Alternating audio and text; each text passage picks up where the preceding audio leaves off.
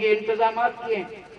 تو اگلی امتوں میں معاملہ یہ تھا، کپڑے پر اگر ناپاکی لگ جائے نا، مثلا پیشاب وغیرہ، دھونے سے پاک نہیں ہوتا تھا، تو پاک کیسے ہوتا؟ اتنا کپڑا کاٹ دو اور پاک کپڑے کی وہاں پر پیوند لگا دو، کپڑا پاک۔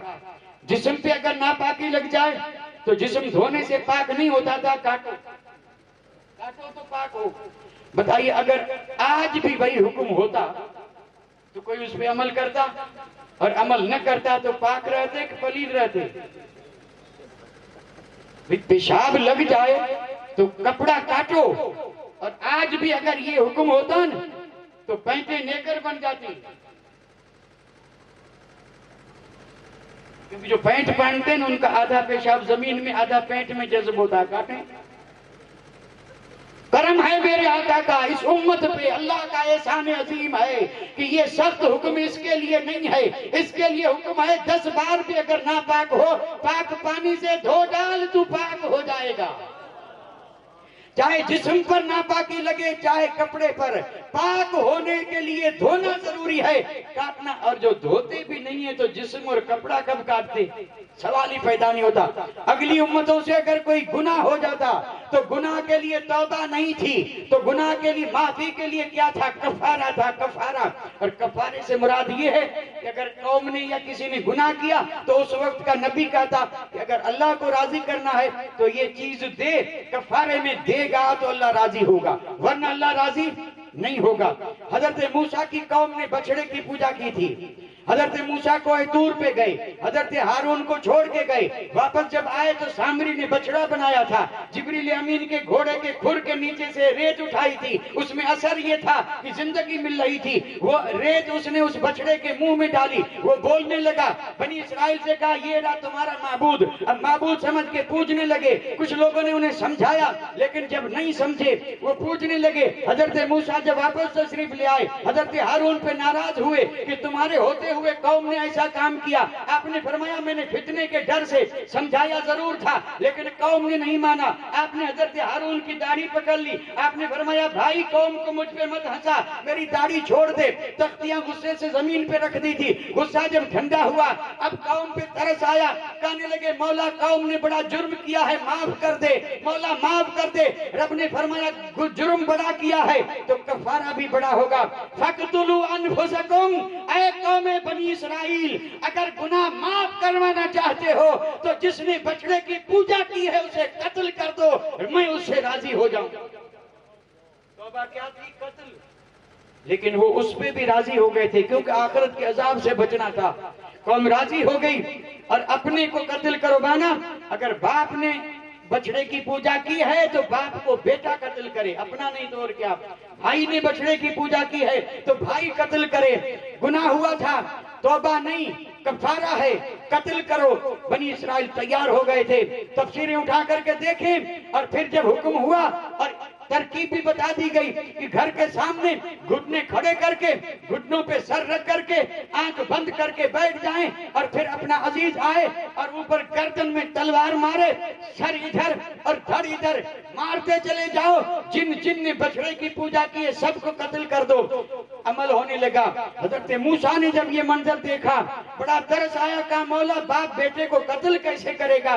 رب نے فرمایا کلیم اگر تیرے دل میں یہ رحم آیا ہے تو اس کا انتظام میں کیے دیتا ہوں۔ بجلی چھا گئی، بادل آ گئے، اندھیرا چھا گیا، پتہ چلتا تھا کہ کوئی بیٹھا ہے، پہچان میں نہیں آتا تھا۔ اب جو قتل شروع ہوا ہزاروں قتل ہو گئے۔ حضرت موسیٰ اتنے مہربان ہیں، رب کی بارگاہ میں عرض کی مولا قوم ختم ہو رہی ہے، معاف کر دے مولا معاف کر دے۔ رحمت جوش میں آئی، حکم آیا قتل بند کر دو، تمہاری توبہ قبول۔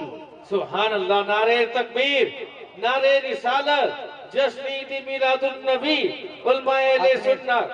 شاید آپ نے غور نہیں کیا، قتل ہوئے، رب نے فرمایا میں راضی۔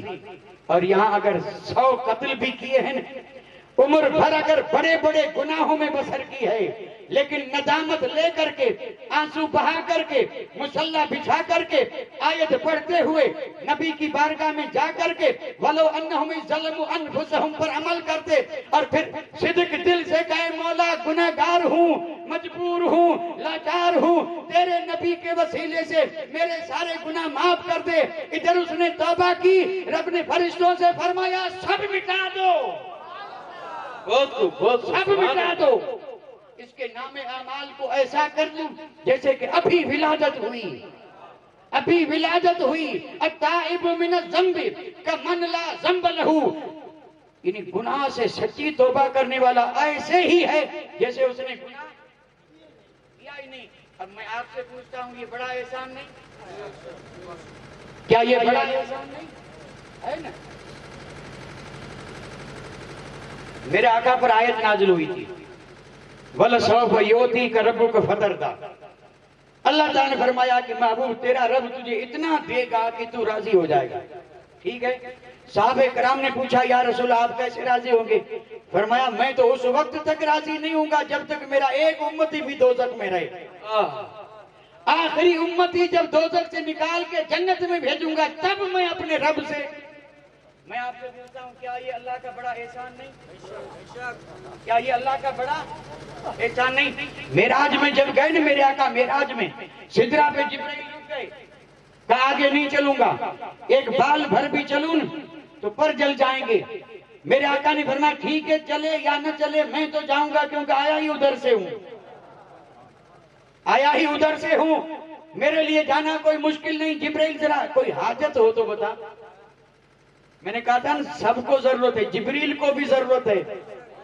یہی جبرائیل تھے، حضرت ابراہیم خلیل اللہ کو جب آگ میں ڈالا جا رہا تھا تو جبرائیل نے آ کر کے کہا خلیل اللہ کوئی حاجت ہو تو کہہ دو، میں رب سے جا کر کے عرض کروں، رب مان لے گا۔ حضرت خلیل نے کہا بیچ میں سے ہٹ جا، میں جانوں خدا جانے، میرا رب میرے حال سے واقف ہے۔ لیکن یہاں بھی جبرائیل ہے، وہاں بھی جبرائیل ہے، لیکن معاملہ الگ یوں ہے، یہاں خلیل اللہ ہے، وہاں حبیب اللہ ہے۔ جبرائیل خلیل اللہ سے کہہ رہے ہیں حاجت ہو تو بتا، اور حبیب اللہ جبرائیل سے کہہ رہے ہیں جبرائیل کوئی ضرورت ہو تو بتاؤ۔ نعرہ تکبیر، نعرہ رسالت۔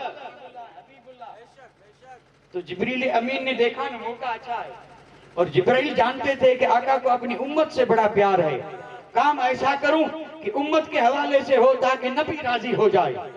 تو انہوں نے کہا کہ یا رسول اللہ جا رہے ہیں تو رب سے منظوری لے آئیے، کل صراط جب دوزخ پہ رکھی جائے، جو بال سے باریک ہے تلوار سے تیز ہے، اور اس پر جب آپ کی امت گزرنے لگے تو رب سے اجازت لے آئیے کہ جب امت کا گزر ہو تو جبرائیل پر بچھا دے۔ جبرائیل میں آپ سے پوچھنا چاہتا ہوں، کیا یہ اللہ کا بڑا احسان نہیں؟ ذرا ہم اپنے حال کو تو دیکھیں، ہمارے قدموں کو دیکھیں، شکل و صورت دیکھیں، رنگ روپ دیکھیں، عادات اتوار دیکھیں، صبح شام دیکھیں، لیکن جبرائیل کا پر اس کے لیے بھی بچھا ہوا ہے۔ امت میں تو سب آئے کہ نہیں؟ جبرائیل کا پر ان کے لیے بچھا، یہ صدقہ مصطفیٰ کا ہے، اور اسی کو رب نے فرمایا لَقَدْ مَنَّ اللَّهُ عَلَى الْمُؤْمِنِينَ إِذْ بَعَثَ فِيهِمْ رَسُولًا، رب نے مومنوں پہ بڑا احسان کیا کہ ایسا عظیم رسول دے دیا کہ جس نے اس امت کو سب امتوں سے افضل بنا دیا۔ تو میرے آقا نے فرمایا جبرائیل یہ تو تیری دعا قبول ہے، اور میں قبول بھی ہو گئی، قبول بھی ہو گئی نا۔ لیکن اعلیٰ حضرت نے کیا کہا معلوم ہے؟ اعلیٰ حضرت نے پھر اس کا فیصلہ اور کیا ہے، وہ فرماتے ہیں کہ جب پل صراط پہ ایمان والے آئیں گے تو ایمان والے جب دیکھیں گے کہ جبرائیل تیاری کر رہے ہیں پر بچھانے کی، تو ایمان والوں کو جلال آئے گا، کہیں گے یا رسول اللہ ہم بھی حاجت مند ہیں، جبرائیل بھی حاجت مند ہے، ہم بھی ضرورت مند ہیں، جبرائیل بھی ضرورت مند ہے، اور ذات آپ کی سب کے لیے ہے، سب جب آپ کے محتاج ہیں تو ہمیں جنت میں جانے کے لیے جبرائیل کی ضرورت پیش کیوں آئے؟ اس لیے امام پکار اٹھا کہ پل سے اتارو رہ گزر کو خبر نہ ہو، اور جبرائیل پر بچھائیں تو پر کو خبر نہ ہو۔ وہ وہاں عرض کریں گے یا رسول اللہ کملی میں چھپا کے پہلے ہی جنت میں داخل کر دیجئے، تاکہ جبرائیل جب پر بچھائے تو پتا چلے کہ امتی کس کے تھے، میرے پر بچھانے سے پہلے جنت میں چلے گئے۔ کیا یہ احسان عظیم نہیں؟ اس لیے رب نے فرمایا کہ یہ احسان مومنوں پہ ہوا۔ کس پہ ہوا؟